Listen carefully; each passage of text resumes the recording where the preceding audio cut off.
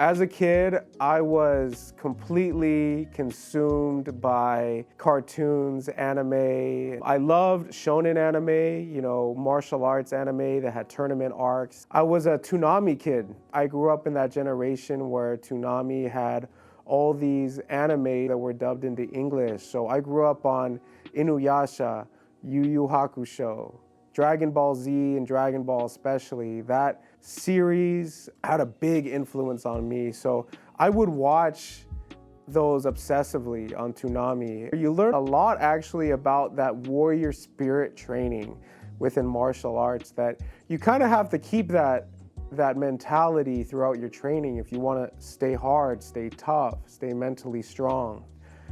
So I loved watching those shows, and I also was really into Power Rangers, Mighty Morphin Power Rangers, but also on Cartoon Network with just American TV shows. I loved watching Jackie Chan Adventures, and I loved watching shows like Shaolin Showdown. There was even another one called Shuriken School that I watched a lot. So I always loved martial arts, cartoons, and anime, and all of that. The series that really inspired me to get into martial arts in the first place was Avatar: The Last Airbender.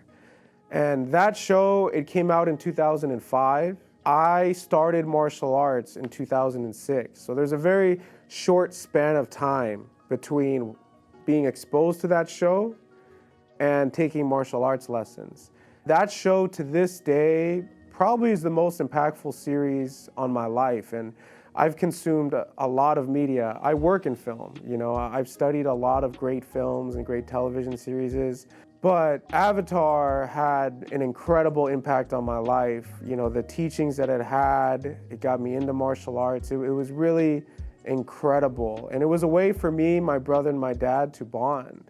My dad really loved the show as well. And it was one of the first cartoons that were out there that really had a good portrayal of culture, of different cultures, and of martial arts. There's a particular scene in, I believe, the second episode. Zuko had Aang in his bunker.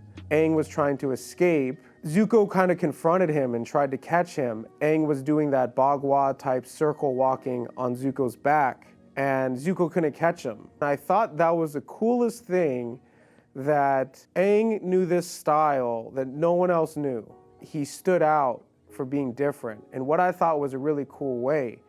So it kind of stuck with me. At 10 years old watching that, I wanted to stand out for being different, but in a very positive and unique way. And I felt that martial arts would do that. And that was kind of the catalyst for me wanting to do it.